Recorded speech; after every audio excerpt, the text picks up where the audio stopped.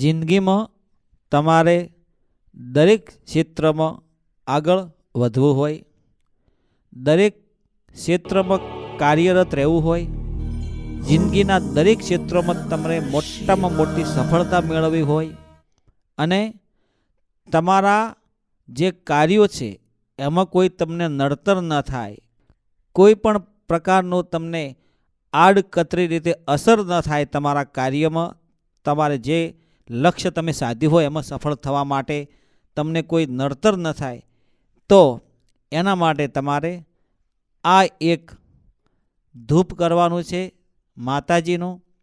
કયા માતાજીનું એ હું તમને જણાવું છું અને એમના નામનો તમારે આ મંત્ર બોલવાનો છે એ પણ હું તમને જણાવવાનો છું.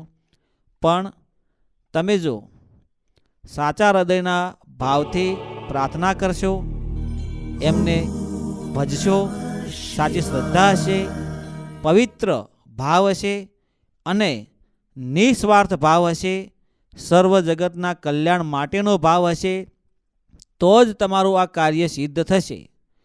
બાકી સ્વાર્થ રાખશો, કોઈને અહિત કરવા માટે, કોઈનું ખોટું કરવા માટે જો તમે આ સિદ્ધિ પ્રાપ્ત કરશો કે તમે આ મંત્ર બોલશો કે એના નામનું ધૂપ કરશો તો તમે નિષ્ફળ થશો. બીજું હું તમને જણાવી દઉં કે તમારા કુળદેવીમાંના આશીર્વાદ તમારા ઉપર હોવા જોઈએ, તમારા ગુરુદેવના તમારા ઉપર આશીર્વાદ હોવા જોઈએ, એ ખૂબ જ જરૂરી છે. એ સિવાય આ મંત્ર કે આ ધૂપ તમે ન કરશો એવી હું તમને વિનંતી કરું છું. ગુરુજીનો આશીર્વાદ લઈને જ તમે આ કાર્ય કરજો, તો જ તમને સફળતા મળશે. બીજું કે તમારો નિસ્વાર્થ ભાવ હશે અને સર્વ જગતના કલ્યાણ માટેનો ભાવ હશે તો તમારા ઉપર માં ભગવતીની કૃપા અને આ જે ધૂપના મંત્ર તમે કરો છો તો એની કૃપા તમારા ઉપર અવશ્ય થશે. પણ જનહિતના કલ્યાણ માટે તમે જો કાર્ય કરશો તો, અને તમે પણ તમારા ધારેલા કાર્યો કરવા માગતા હોય, તમે કોઈ તમારા જે ધંધાના હોય, વેપારના હોય, તમારા બાળકોના લગ્ન હોય અથવા તમે કોઈ બીજાના મદદ માટે તમે કાર્ય કરવા માગતા હોય તો પણ તમને સફળતા મળે.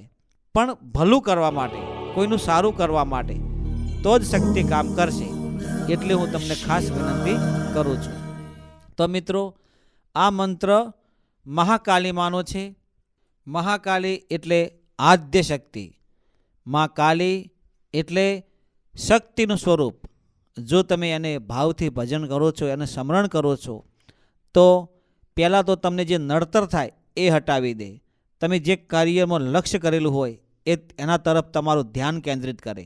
તમે જે ધારો છો એ કાર્યમાં તમને મદદ કરે અને તમને પૈસે ટકે દુઃખી ના કરે. તમે શારીરિક રીતે તમને દુઃખી ના કરે, તમારું મન ધ્યાનમાં લગાવે, તમને એવી શક્તિ પ્રદાન કરે કે તમે જે પણ કાર્ય ધારો એમાં તમને સફળતા મળે ને મળે જ. એ મહાકાલીને જો તમારે ભાવપૂર્ણ સાચી શ્રદ્ધાથી જો તમે આ લોબનનું ધૂપ તમે મહાકાલી માને કરો છો અને એમના નામનો તમે આ મંત્ર ઓમ ક્રીમ કાલિકાય નમઃ, મંત્ર હું ફરીથી બોલું છું, ઓમ ક્રીમ કાલિકાય નમઃ, ઓમ ક્રીમ કાલિકાય નમઃ. આ મંત્ર મિત્રો તમારે માતાજીનો બોલવાનો છે. મહાકાલી માનો આ મંત્ર છે. જો તમે આ મંત્ર મહાકાલી માને બોલી અને માતાજીને પ્રસન્ન કરો છો તો દુનિયામાં ક્યારેય તમે હારશો નહીં. દરેક ક્ષેત્રમાં તમને સફળતા મળશે. તમારા દુશ્મનો હારી થાકીને મટી જશે પણ તમને સફળતા મળશે. તમને ક્યારેય કોઈ પણ નડશે નહીં. મા કાલીની કૃપા થશે તો તમારા જીવનમાં એટલી બધી સફળતા મળશે, એટલું બધી તમારા જીવનમાં ધન્યતા તમે અનુભવ કરશો કે તમે બીજાના કાર્યોમાં પણ તમને સફળતા મળશે અને તમે જે નહીં ધારેલું હોય એ કાર્ય પણ તમે કરી શકશો. અને આ જીવનમાં તમે તમારું નામ એટલું બધું તમે બનાવશો તમારા જીવનમાં, તમારા સમાજ ક્ષેત્રમાં કે વેપાર ધંધામાં, કોઈ પણ ક્ષેત્રમાં તમે આગળ વધવા માગતા હોય તો મા કાલીની કૃપા તમારા પર થશે ને થશે. પણ ગુરુજીના આશીર્વાદ લેજો, મા કુળદેવીમાંના આશીર્વાદ લેજો, ત્યારબાદ આ વસ્તુ તમે કરશો તો દુનિયાની કોઈ એવી શક્તિ નથી કે તમને રોકી શકે, તમને હેરવી શકે કે તમને થકવી શકે. જ્યારે તમે આ મંત્ર માતાજીનો કરવા બેસો ત્યારે લોબનનું ધૂપ કરજો અને માતાજીનો મંત્ર બોલજો. બીજું કે તમારાથી બની શકે તો કોઈ કૂતરાને રોટલી ખવડાવજો, ગાયને ઘાસ ખવડાવજો, કોઈને મદદ કરજો, ધર્મનું કાર્ય કરજો, તો મા ભગવતીની કૃપા ઝડપથી તમારા ઉપર મા કાલી પ્રસન્ન થશે.